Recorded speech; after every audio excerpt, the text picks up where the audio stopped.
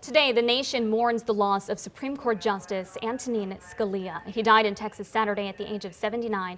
And here with us now is a local attorney who knew him very well. Gary Lesser is joining us today. Thanks for being with us. Thank you for having me this morning. First of all, I understand that you knew him in the capacity of a student. Talk to me a little bit about that.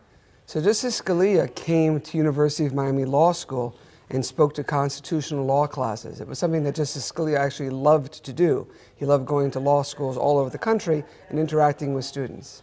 We know him across the country as someone who is a very big figure in politics, made some very big decisions, but seeing him in person, what was that like? Seeing Justice Scalia in person was really amazing, especially at the time, just a few years ago, as a first-year law school student, where we're studying the law is so important, and here is a Supreme Court justice who helps make final decisions on big cases. So that was impressive, but he was very charming. He was very endearing. I think there was 250 of us in the class, and all of us felt as though he was interacting and speaking directly with each one of us. He has been now known in history as controversial, but also a big leader for the conservative movement. Talk to me a little bit about that. So Justice Scalia is often thought of as being very conservative, but when you're conservative on the court, it's different than being conservative in the halls of Congress.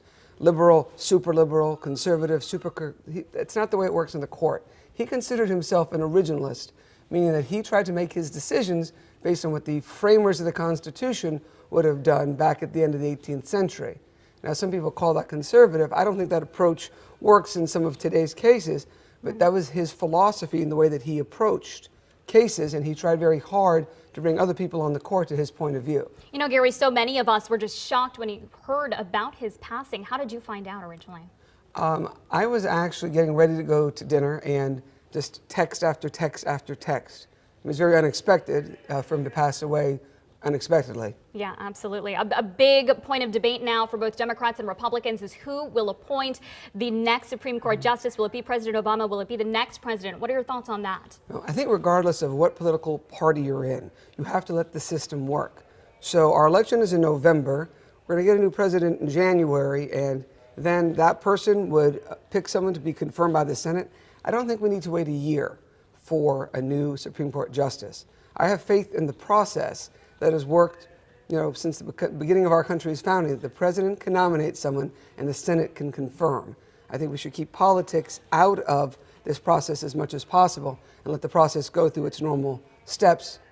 President Obama has indicated he will be nominating someone to fill that seat.